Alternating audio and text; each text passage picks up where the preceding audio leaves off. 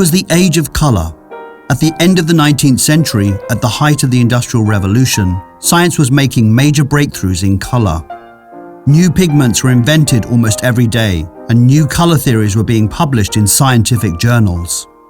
It was mainly thanks to the ever-growing textile industry and the public's craving for the latest new thing. This all had a knock-on effect on fine art. Georges Seurat spent most of his adult life thinking about colour, studying theories and working out systematically how one colour placed in a series of dots next to those of another creates a whole different colour when it hits the retina of the human eye. How one colour can make another appear luminous, bright and vibrant. Georges Seurat believed in the scientific rules of painting, and by the time of A Sunday on La Grande Jatte, he made sure we saw colour exactly how he wanted us to.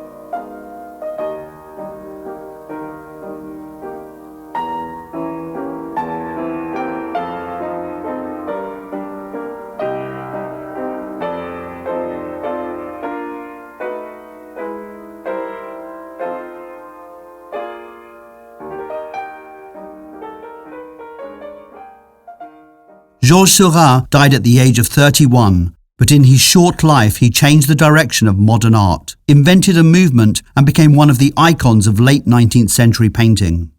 He was born in Paris in 1859 to wealthy parents. His father was a retired civil servant who made a fortune in property speculation. He was a distant man emotionally and literally. He didn't live with his family, but rather in his own home in the suburbs, where he led a solitary and secretive life.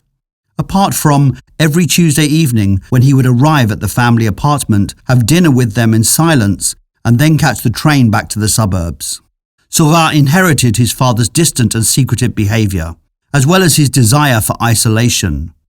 Like his father, Georges would also lead a double life. Even after he left the family home, he would arrive there every evening and have supper with his mother, after which he too would leave and catch the train home. To all intents and purposes, the painter Georges Seurat was a respectable bourgeois gentleman. But the day before he died at the family home, it was revealed that he was living with a working-class mistress with whom he had a son. And nobody, not even his closest friends, knew. Seurat had a lifelong need to separate, contain and divide. He was a silent, impenetrable man, with a mathematical precision of mind and an obsession with order, perfect qualities for the inventor of pointillism.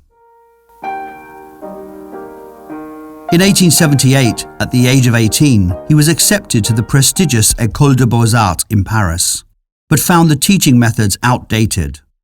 The Impressionists, meanwhile, were sending shockwaves around Paris, and a visit to the Fourth Impressionist exhibition of 1879 impressed the artist so greatly that he decided to quit the Beaux-Arts Academy.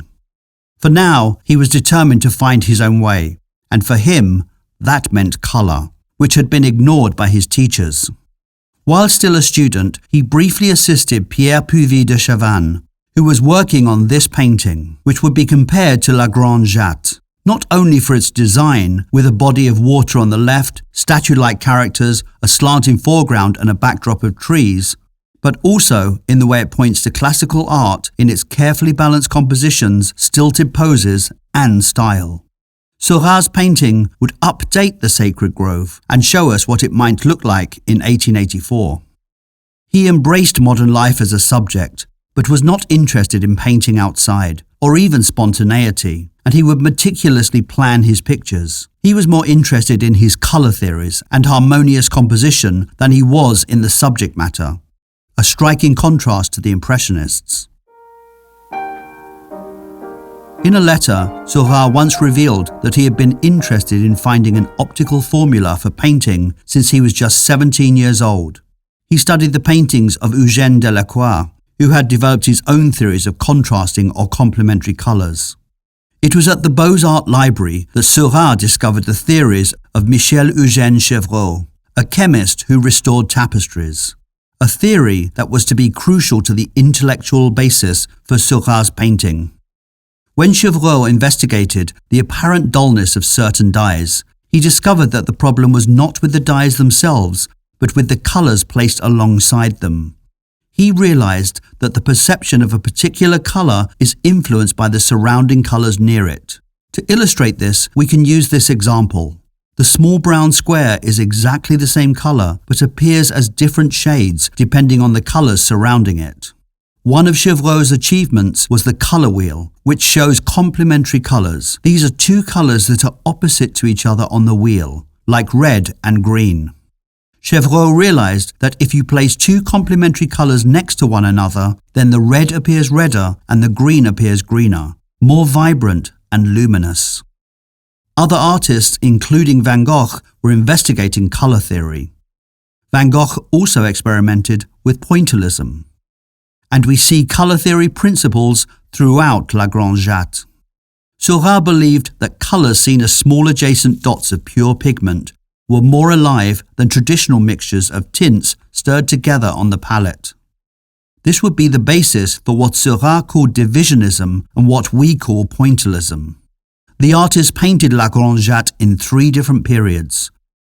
He started in May 1884, when he used no dots but rather painted with dashes, vertical for trees and horizontal for the water. This took him a year. He then developed his colour theories further, came back to the painting in 1885 and added hundreds of thousands of small dots of complementary colours on top of what he had already done, which appear as solid and luminous forms when seen from a distance. This stage took him another whole year. It was an incredible and laborious undertaking. The third phase was when he restretched the canvas and added a coloured border to complement the painting. Seurat was only 25 when he finished La Grande Jatte. He had meticulously planned the painting, with at least 30 oil sketches, 28 preparatory drawings, and 3 canvases that we know of.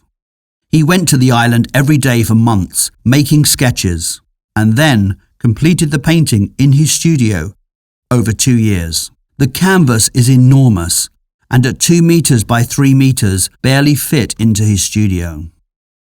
At first he focused on the landscape of the park, which he saw as a stage, ready for the placement of his actors. And through X-rays, we know he changed their position many times. He was more interested in the people as shapes to be positioned and balanced, rather than individuals. This is reiterated by the almost complete lack of feet, as if the characters are floating or on pedestals. It is the ultimate construction. The grass is perfect, the people are not eating or drinking, no picnic hampers, and despite the island being full of cafes, boatyards and private residences, he has erased all the clutter. There are noisy elements in the painting. A man plays the bugle, dogs bark, and a lone child plays. But the overall feeling is silence. It is a frozen moment, as if the world has stopped. Nobody is communicating, even those in pairs. At first glance, La Grande Jatte is a conventional image. The accepted 20th century view of La Grande Jatte is that it is a hotbed of prostitution, and not a summer promenade of the bourgeoisie. It's one interpretation of many. This woman here, for example, is often referred to by modern writers as a coquette or a kept woman promenading with her lover.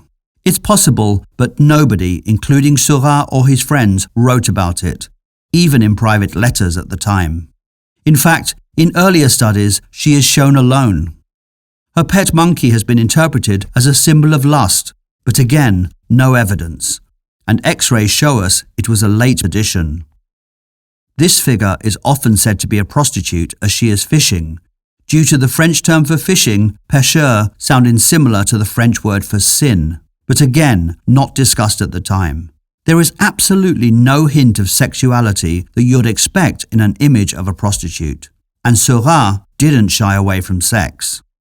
Both figures are dressed like respectable, middle-class women. This little girl here is the only character looking out to the viewer. She is the embodiment of innocence and makes one doubt that this is a place of salacious encounters. She is the only part of the painting that doesn't have any dots, which makes her glow, and her placement at the dead center reflects the white at the center of the recently created color wheel, possibly referencing color theory. It's an image you can read in so many ways, extremely familiar but equally elusive. Another way to look at it is as a parody of the rise of the petite bourgeoisie, the upwardly mobile class of white-collar workers who for the first time in history could afford leisure time. The petite bourgeoisie was created by the Industrial Revolution, and the size, wealth and political dominance of this group was growing steadily. The lower middle classes had more disposable income and could afford ready-made high fashions to compete with and blend in with society women. The press was full of caricatures of this class promenading in their silly fashions, like the bustle, the top hat, the monocle, and pet monkeys. And Seurat does seem to be mocking the pretentiousness of their stiff and uniform fashions. Class is on display here. This woman is working class, a nurse with her patient, and wears the traditional uniform of a hat and attached red ribbon. Seurat's friends called this working class character a canoeist or a boatman, and his features are more rugged than the others. All of these are valid interpretations, but I would say meaning is not so important in this work. It is an open-ended image of the kind we see in other paintings by Seurat. The lack of narrative means we really should look to the artist's obsession with form, technique and theory, which is practically all he wrote about, and not to meaning or subject matter, which he didn't write about at all. The painting is really his manifesto. His protagonists don't have faces or body language, neither a history nor individuality. They are reduced to a hat, a corset or a pet. They are just characters in his frieze. They exist only to give perfect balance to the composition.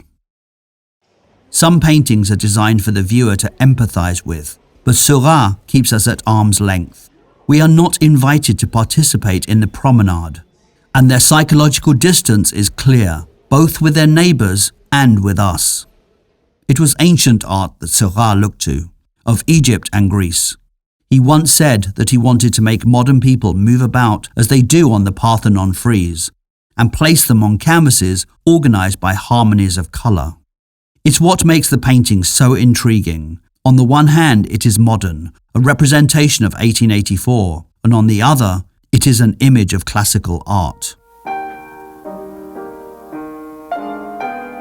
Seurat's work reflects science and research and celebrates harmony, an obsession with the artist. Not just in color, but also there is geometric harmony and unity in the painting. The tranquil calming effect of the painting is down to its austere linear structure.